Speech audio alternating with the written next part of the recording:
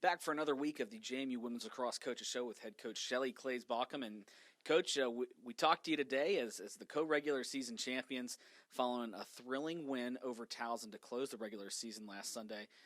It was a split on the road last week, kind of a tale of two different games. So just give us kind of a synopsis of the week, a defeat at Delaware, but then a comeback win on Sunday at Towson. Right, yeah. I mean, it was a roller coaster ride of a weekend. We saw the worst of JMU and the best of JMU all in the same weekend. Friday night was a challenge. I had a gut feeling going into the week that it was a dangerous game. I think we talked about it in our coaches show. And then all of that came to fruition.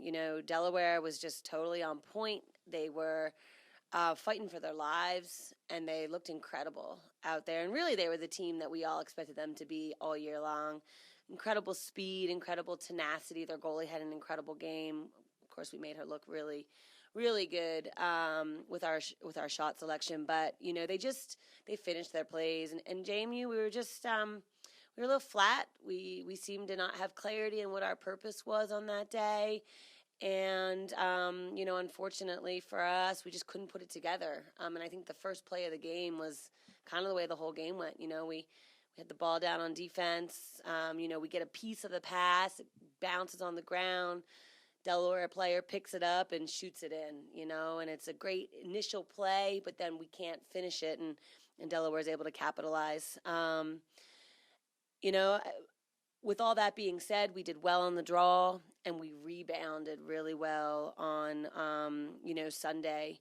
Just really talked to the team a lot about respecting our opponents, and that being why we continually be at the top. We're not intimidated by our opponents. We respect our opponents, and we recognize what it takes to beat each and every team, regardless of what their teams are working through. And I just didn't think we did that on Friday night, so I thought that was a complete disappointment for our program. But again, turned it around on Sunday, and we were an incredible team that day from top to bottom. Everyone did what it took to play JMU's style, and we were flawless out there, and we came out with a huge win against a huge opponent in Towson and secured that number 1 seed. What do you think the biggest difference in terms of execution between Friday and Sunday were, considering you played a team that on paper is a lot better than your Friday opponent? Right. Teamwork, sometimes it's not about X's and O's. It's about teamwork, and it's a willingness to support each other, whatever that means. So on offense, finding assisted goals, being willing to pass the ball inside to a teammate, to move the goalie, to get a better shot angle, a willingness to, in a zone defense on the backside, play a 3v2 instead of a 2v1. So we're not leaving one person in a position to have to deal with two. We're asking two people to deal with three. Little things like that go a long way. You give up less 8 meters. You're starting to share the ball on attack. And then, a difficult thing like getting a defensive stop or scoring a goal against a really strong opponent becomes easy because, the little things take care of itself. You talked about teamwork and trying to find that spark on assisted passes, and you weren't afraid to make changes between Friday and Sunday. You went with a different goalie to start. You had players like Morgan Hart and Katie Kerrigan and Kristen Gaudian that you really called upon, and they really did the job well for you and really helped in that win at Towson. So kind of touch on that. Yeah, I mean, I had a gut feeling about some of those players. In particular, Kristen Gaudian, she's been practicing really well for us all year long. We're trying to push her right now and being able to execute on game day. We saw that on Sunday. So in the Delaware game, we had put her in, but we put her in a little bit more late in the game, and maybe she had gotten a little bit tight. The game was on the line at that point. So she's a younger player, so we decided to get her an early nod in the Towson game, see how she looked, and if she looked good, go with her, and if she didn't, then we have that answer, and we know what our options are, and it worked out for us. We put her in early. She got 2 goals right off the bat and gives us a huge depth factor with our, offensive unit. Katie Kerrigan is a completely different player. She's more of a feeder. She's more of an assister.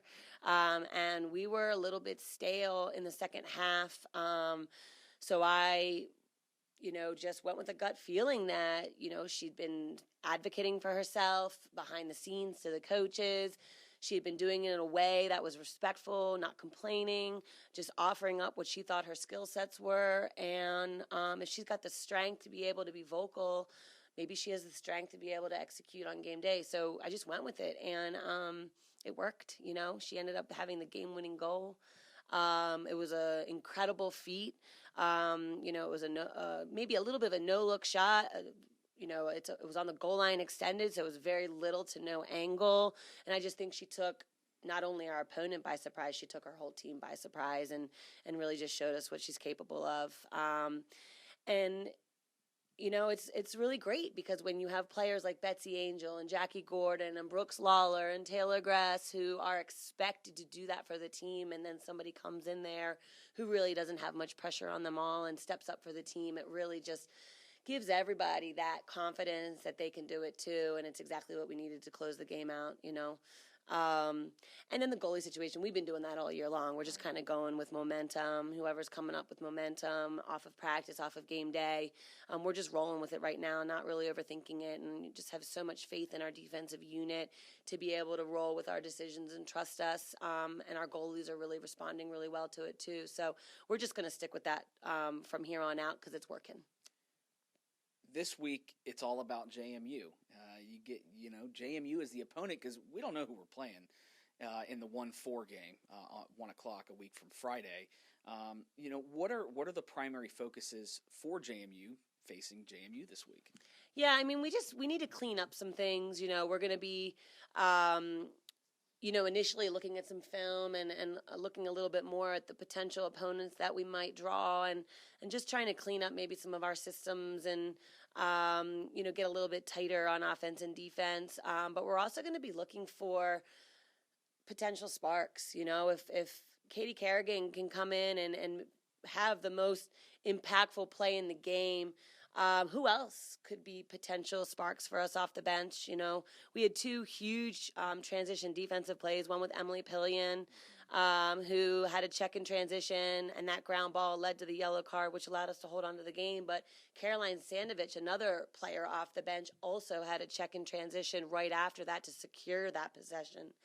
And, they're huge sparks for us, and anybody can do it. So what other options do we have? Really trying to open up play time, trying to really commit to the process, this practice process right now, and see what kind of depth we can get out of that pursuit. So I'm excited to be able to just practice again, to be able to truly focus on us, not fakely doing it, truly focusing on JMU, get a little bit of film in with the girls so they can see themselves in action, they can see themselves making, great plays, they can see themselves where they need to improve, and just nitpick our program to get to the point where we need to be to finish in postseason.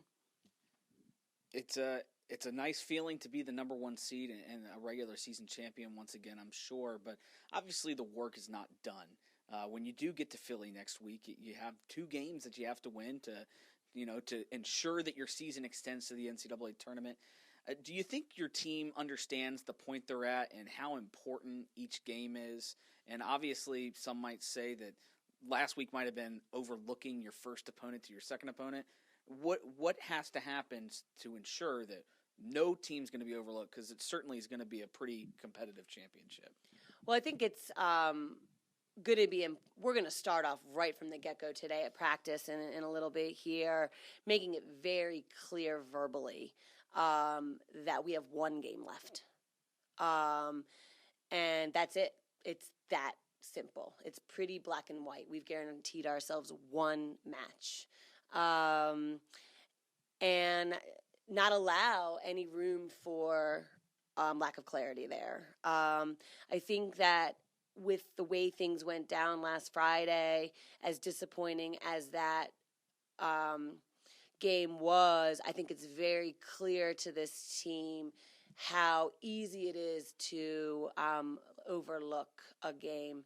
And so I'm hoping that was the reminder this program needed. late in the season, an important game that we did not perform in. And that loss becomes a huge lesson heading into postseason.